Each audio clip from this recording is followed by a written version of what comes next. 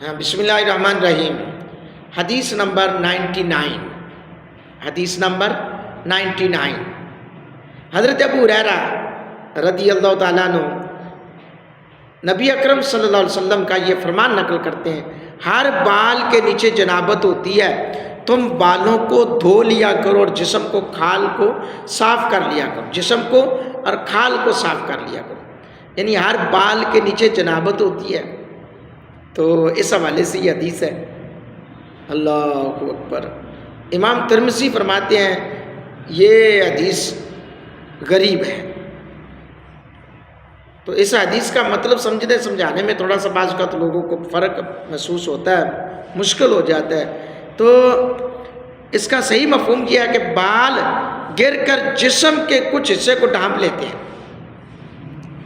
ڈھانپے ہوئے جسم کا حصہ اور بالوں کا دھونا مراد ہے یہاں پہ.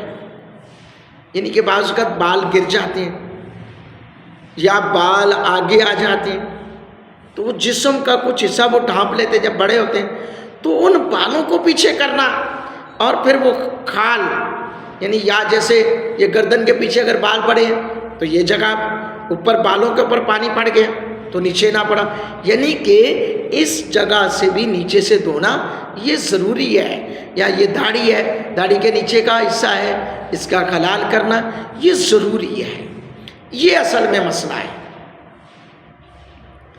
اللہ اکبر. گویا بالوں کو نیچے سے لے کر اوپر تک اور اس کے نیچے والا جسم کا حصہ دھونا ضروری ہے. یعنی جڑوں تک. یہ پانی اگر آپ شاور چل رہا ہے تو یہ ساتھ آپ مال رہے ہیں تو یہ جڑوں تک پانی پہنچ رہا ہے، وگرنہ آپ نے اوپر سے پانی ڈالا، پانی تو آپ نے بہا لیا، وہ پانی بعض اوقات ایسے گر جاتا ہے. تو یہ مسئلہ ہے حقیقت میں. یہ اس لیے یہ حکم ہے کہ بالوں کی جڑ، سرکار نے فرمایا کہ تم بالوں کو دھو لیا کرو اور جسم کو کھال کو صاف کر لیا کرو. اللہ رب العالمین ہمیں نبی رحمت صلی اللہ علیہ وآلہ وسلم کے توسل سے نیک اعمال کی توفیق عطا فرمائے. آمین.